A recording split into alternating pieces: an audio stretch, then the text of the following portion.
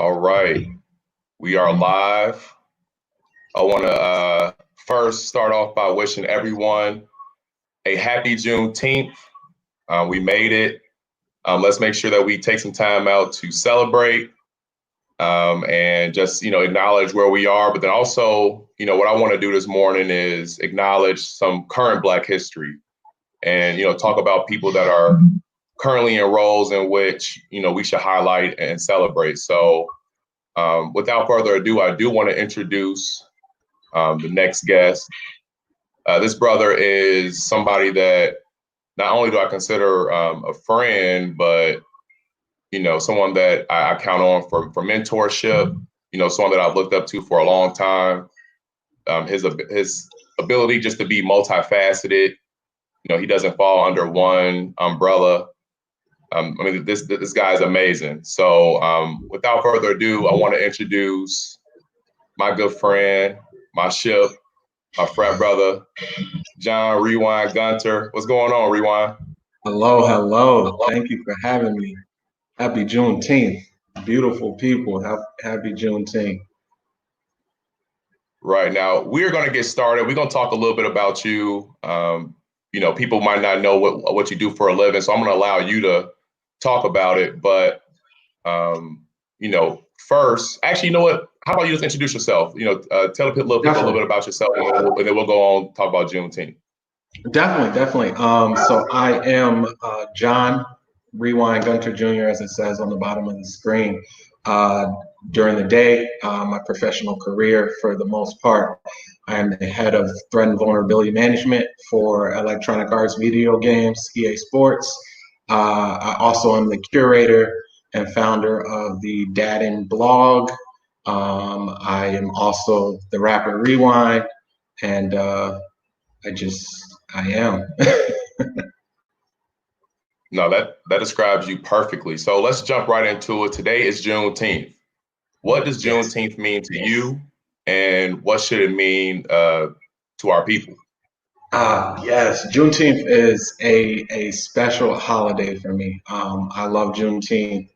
I didn't celebrate it always in life. I knew about it, but I didn't know too much about it.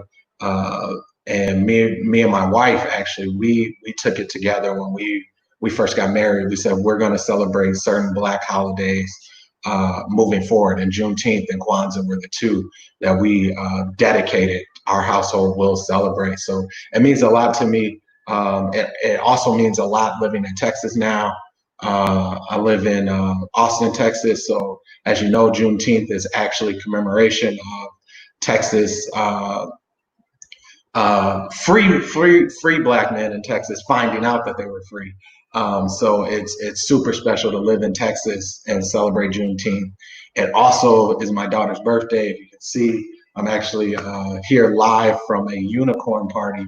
So Juneteenth is extremely special to me, but I think for all of us, it's a celebration of Blackness, and especially this year, a lot of us have attached to it, and for good reason. And I think we should continue to celebrate it as, kind of our Independence Day. No, absolutely. And, I also learned about Juneteenth right around the college, after college time frame. And it's something that, I've really taken ownership of. And I believe our generation really has to, take this holiday and take it seriously, so our kids, understand it's just a fabric of how they think about our people and what we celebrate. But I want to pivot about you're multifaceted. I want to talk a little bit about your professional career. Walk us through.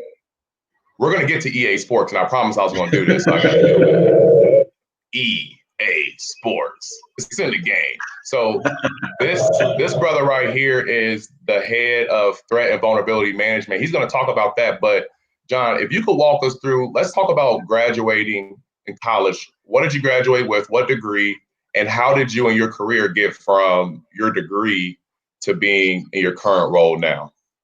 Definitely.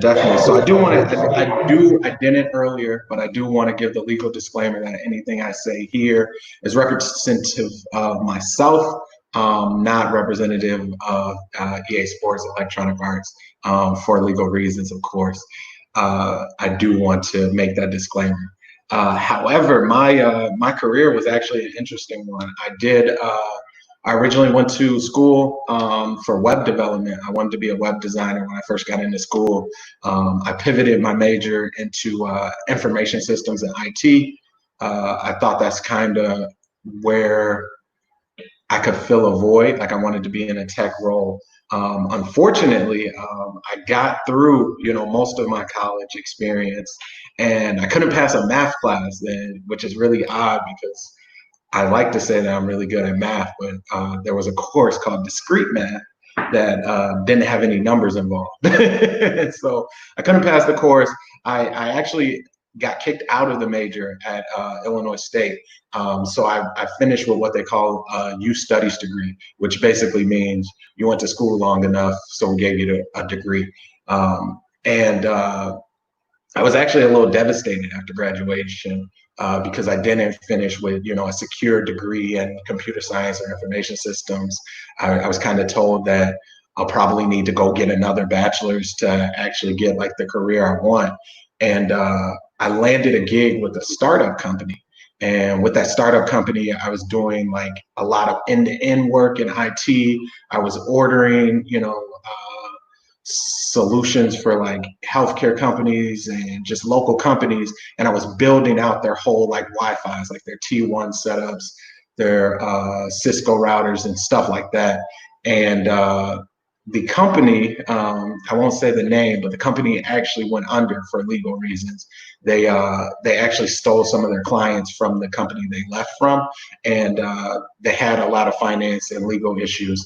And then I got fired. So they let me go probably 3-4 months in mid-June. I started at the company in March before graduation.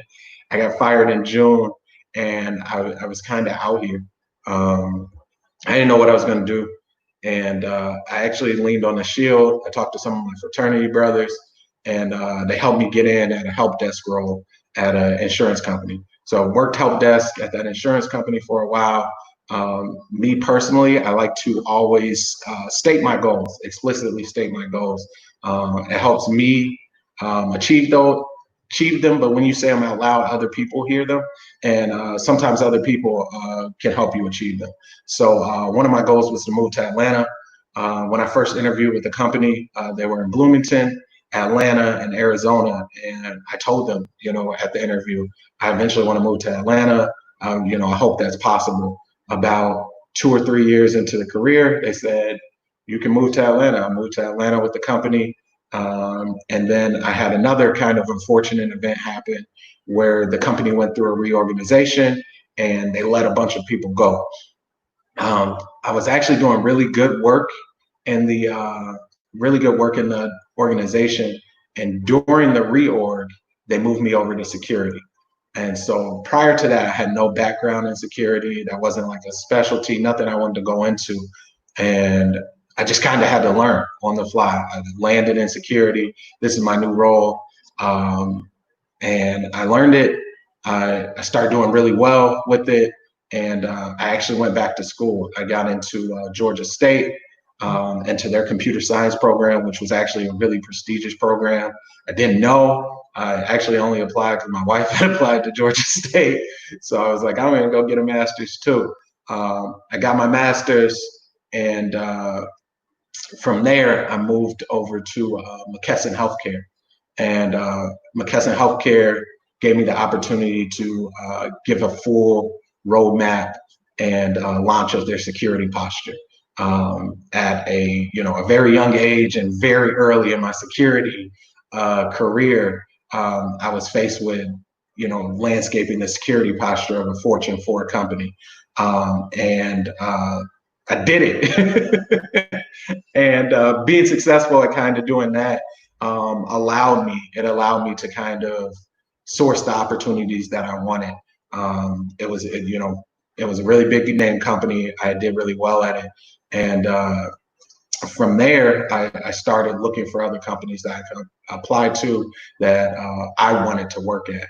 And EA was one of them. EA is my favorite video game company. I found a mutual connection that worked at EA through a conference. We were in a conference in Vegas. I found out that they were using the same security software that I was familiar with. And I applied. And once again, this is a testament to the role not being exactly how you plan. So I applied to a similar role that I was doing, and I ended up getting a call from the vice president of security, of enterprise security. And I talked to him for a while, and he said he wanted me to be a part of the team, but they didn't have the right fit. And I kept in conversation with him for actually about 8 months. And eventually the recruiter and himself, they both called me again, and they said they have another role in vulnerability management. Once again, don't have a background in security. I was doing endpoint security for 5 years, and I had never tried vulnerability management.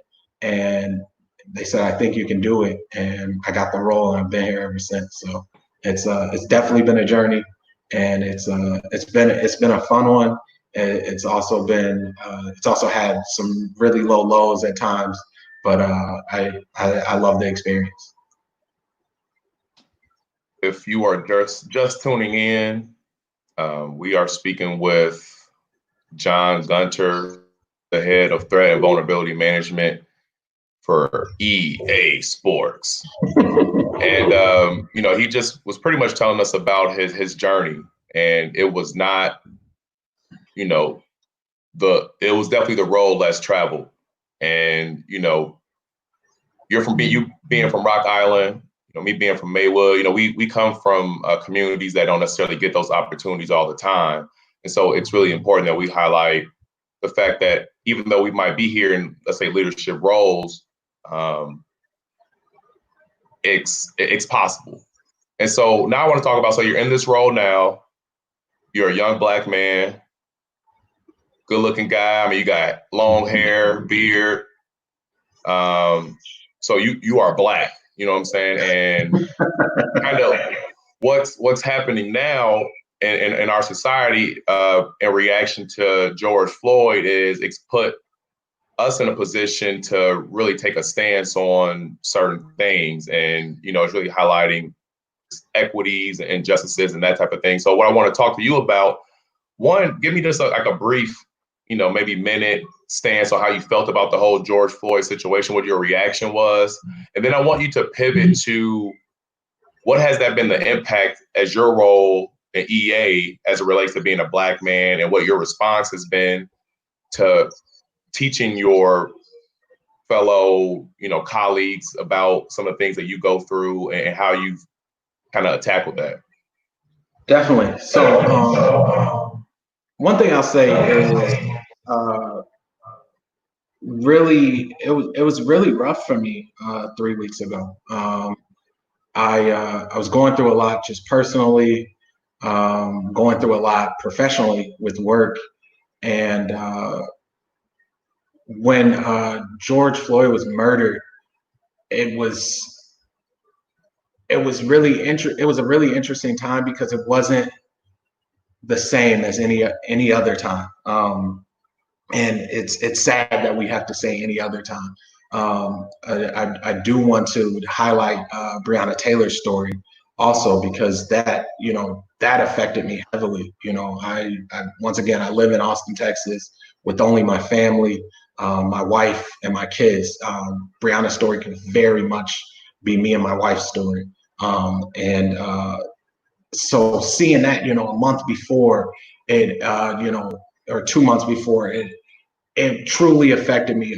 Philando Castile, that's another story that truly affected me, and because it was me. And so once again, seeing George Floyd, it's you seeing yourself die on TV, and it's difficult.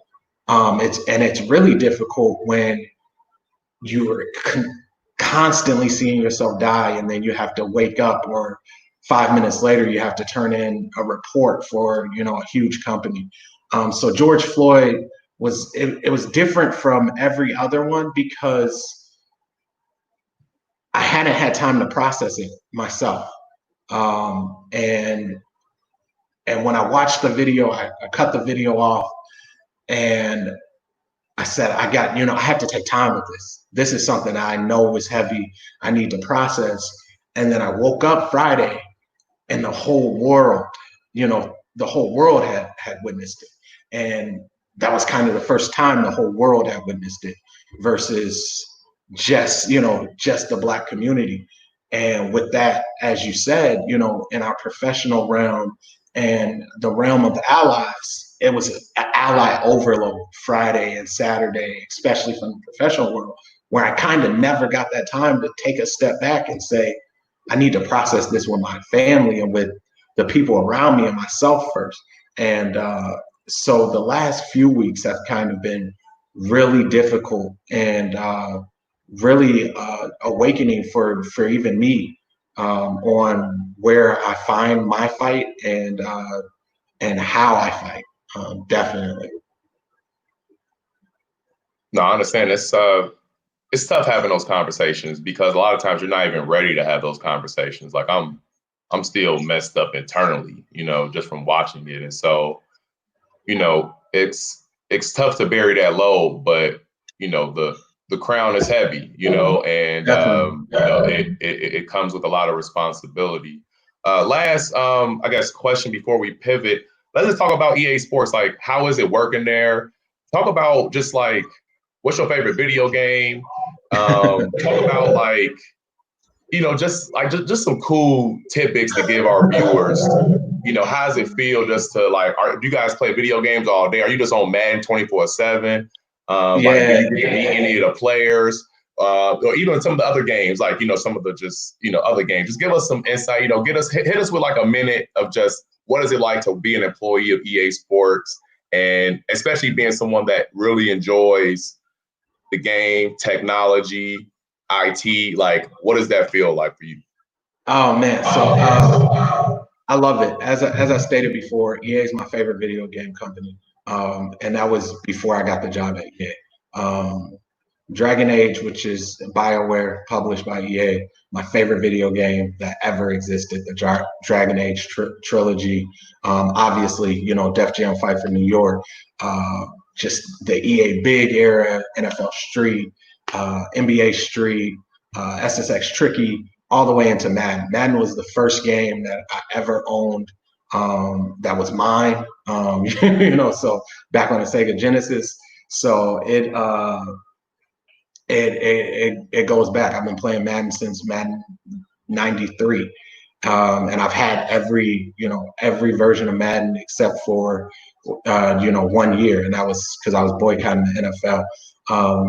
So I love the games that we make. I always will love the games that we make. I'm still in awe. When I go into the office, obviously it's a pandemic now, but I go into the office, I'm still in awe to say, like, I work here. These are these games. And then now, for me, it's been even more kind of beneficial. With, as you said, I've always been an advocate for my people throughout every company I've been at, and EA is one of the companies that it finally stuck. I was able to be myself, and it wasn't awkward. All the other companies, I was still myself, but I was treated different. At EA, I'm not, and I sit as the head of our Black EA team, our employee resource group, and I get to do a lot of advocate work there in our communities with the EA, and teaching like middle school kids about gaming and the game industry, and how you can work in security and be in the game industry, and not you don't have to be a programmer or a developer. And I think one of the most rewarding things for me is when I came to the company, there were some things that I wanted to change. Being a gamer, I came to the company. I said, I want to put Black hairstyles in games. I want to make sure that Black voices are heard, and we revitalize some of these titles and things like that. And in this last year, I've had the ability to do it. I still work on security, and I have the ability to talk to some of the creators of the games and say, hey, put my hairstyle in the game. Hey, put this feature in the game. And it's been really cool. I got to do some vanity stuff for Madden last year with Jordans. We put in like Jordan 1s in the game.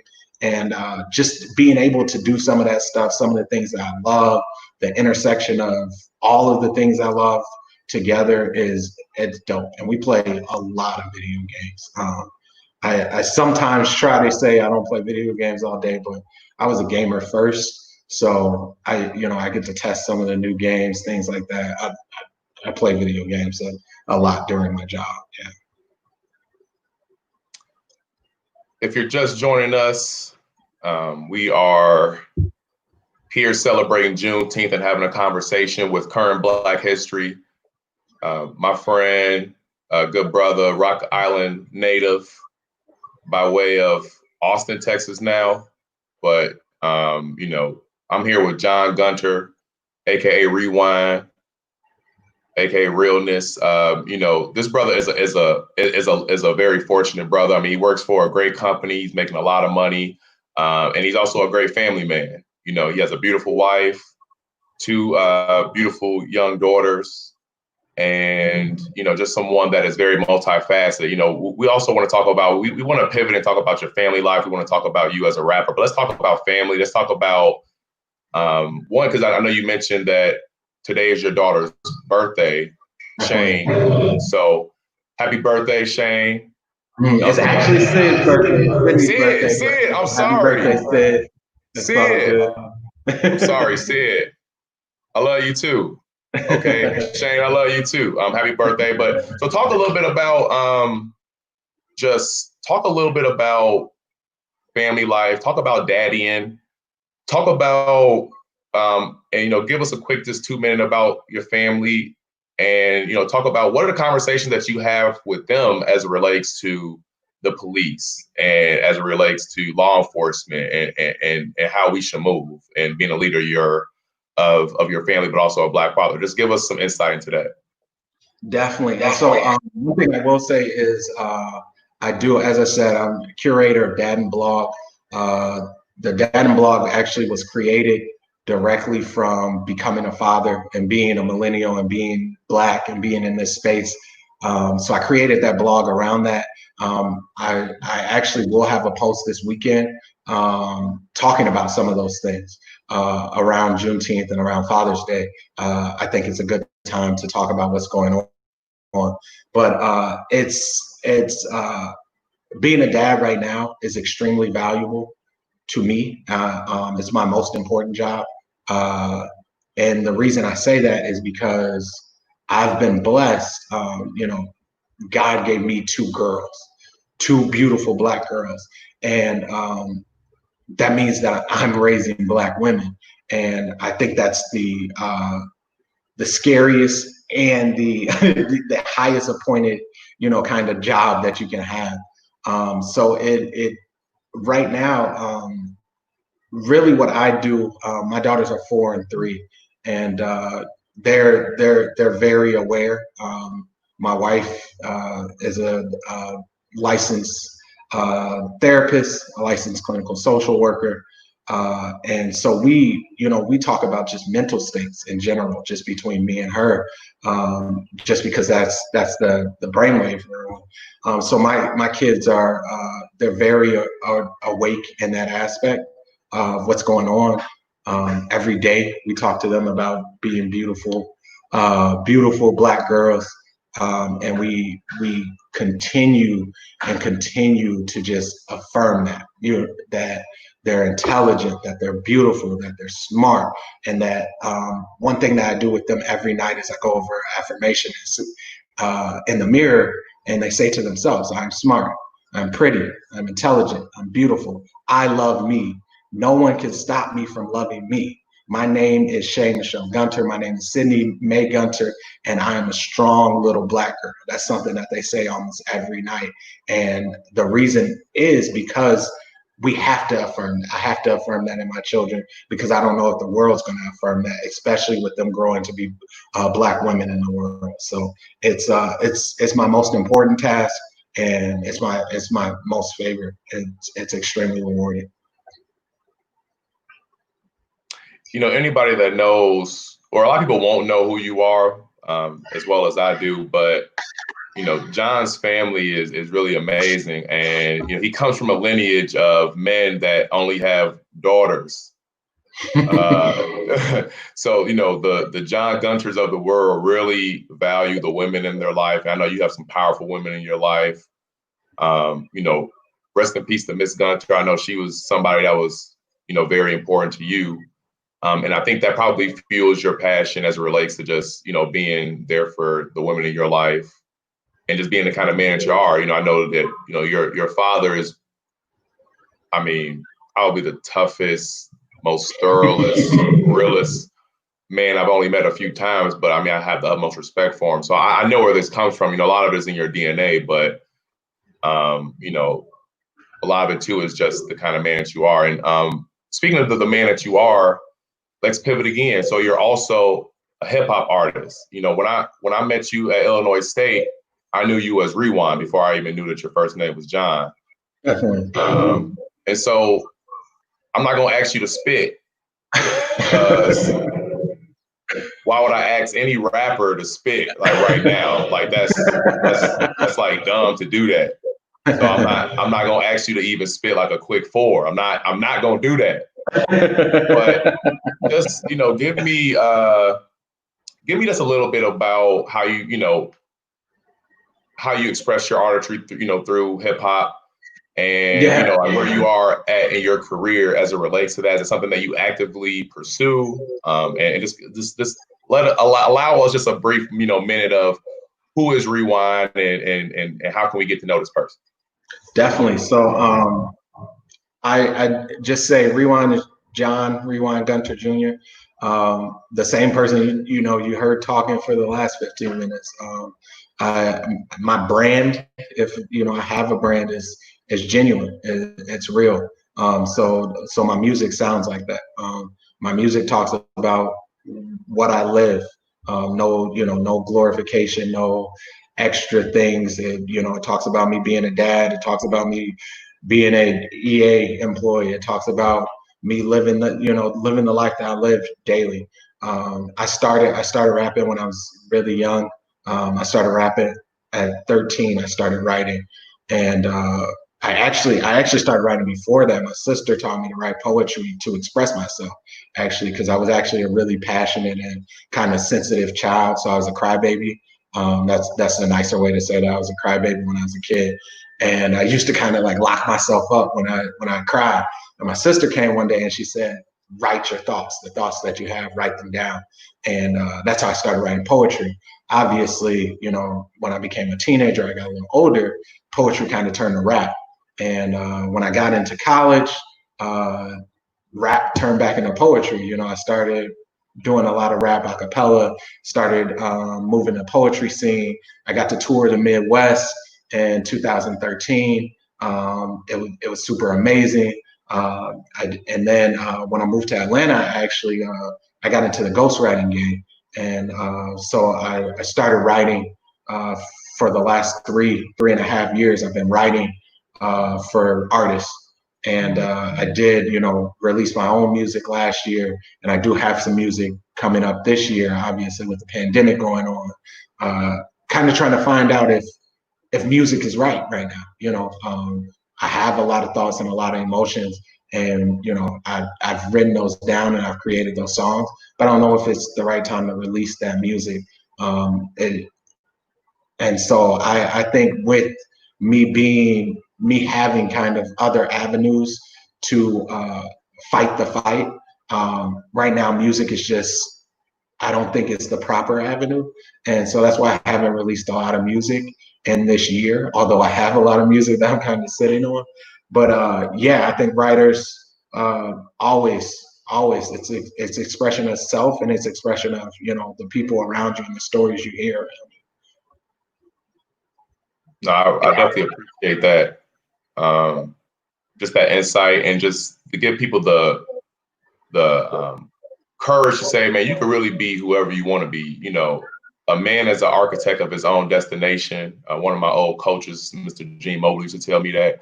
And you truly are the architect of your destination. You don't let anybody put you into a box. And, that's something that I really wanted to just kind of highlight. So last question before, I know you're a busy man, so I'm going to let you go. In the Proviso Township, we have 3 public high schools, Proviso East, Proviso West, and we have Proviso Math and Science Academy, a bunch of other schools. I'm sure Rock Island. On track at Rock Island High School. I'm familiar with the Provisos. Okay, facts. So what I want you to do is to leave us with what message do you have for what we call the shorties? And I mean, like, let's say, or young men and young women, like 9th grade, they say, man, I want to work for EA, you know what I'm saying? Or I want to work for Google, Facebook. Shout out to our ship, Jimmy, for working at Facebook right now. But, what advice would you give to them, based on your story about just not giving up, seeing it through? What advice would you leave them? I know we got probably about another minute or so. Just, leave us with what advice for the youth would you say, hey, what's the key to success? What's the key to kind of getting past some of these hurdles that we are going to inevitably face? So I'll leave with 2. One is do it. We often get caught on why we can't do things.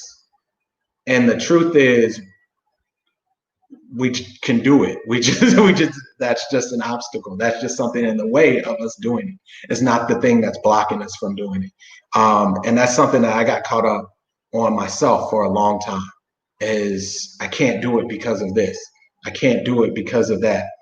And I realized, like, you can just kick the wall over, you can kick the hurdle over sometime. But one thing that with that is, like, you can literally be whatever you want to be.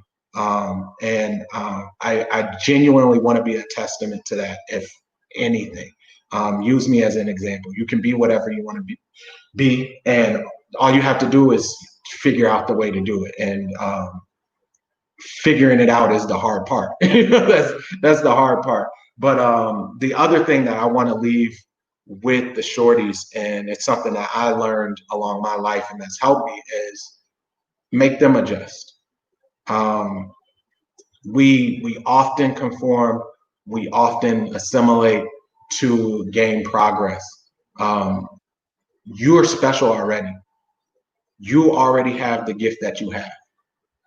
You're not, there's no respectability, politic, or anything that can make you lose the gift that you have. That increases that gift. Make them adjust. You're already special. Once you figure out that you're special and that you have your gift, everyone else will figure it out. The Googles, the Facebooks, the EAs, they'll call. You don't have to search them out. You be amazing, you be special, and you make them adjust. And they will adjust accordingly. And because you're already brilliant. Every single one of you are already brilliant. For those of us that are just joining in, I want to just shout out some of the people that have dropped some comments or chimed in. So, of course, my mom is always in tune. Shout out to Loretta, hey, Mama. Percy, Ship, George G Money. What's going on? Also, I see some HT in the building. I see some Illinois State in the building. I'm gonna leave with this. I also want you to make sure that you give us a little bit, so people, if they want to follow you either on social media or something, that they could figure out what to do. I do want to leave with this. For those that don't know, John is related to the famous basketball player from Simeon, Ben Wilson. That's a direct cousin of him. And I only say that because I ended up getting a Ben Wilson jersey and wearing it to Cabo when we went for one of our ship's bachelor party. And, I remember we had a conversation there talking about how we was going to get the bag. Like, we was going to get it. And Operation Check the Bag. And it's just amazing that when you throw that in the atmosphere, what happens? You know what I'm saying? Just say it, manifest it, and it's going to happen. When I say me and this brother, I mean, we was in college just on the struggle bus, and now we're not on the struggle bus anymore. We're we're trying to push this bus forward for our people. And so just know that, you know, God is going to be there for you. So John, thank you for just taking out some time. Where can we find you at? Drop your, you know, IG, your Facebook, or whatever you feel comfortable with. If people want to look up more, like just in case they feel like we made up all this, if people want to, you know, find you on social media, where can they find you? Yeah, most of my social media is The Real Rewind. Nothing spelled odd, everything spelled the way you would expect it. The Real Rewind.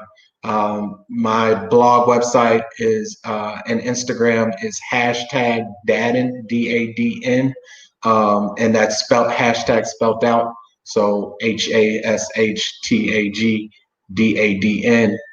That's where you'll find me on probably every social media, The Real Rewind or hashtag Dadden. Absolutely. Young people that's looking for an internship, holla at your boy. He might be able to pull off something for you, so hit him up. Yes. But hey, man, it's been an honor. Should man, you know I love you.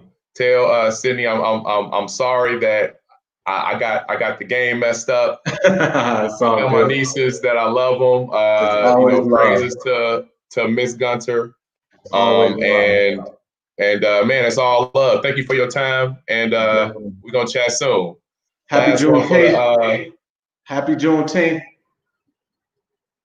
My man. All right, we're gonna see y'all later. Thank you again. Definitely. Peace.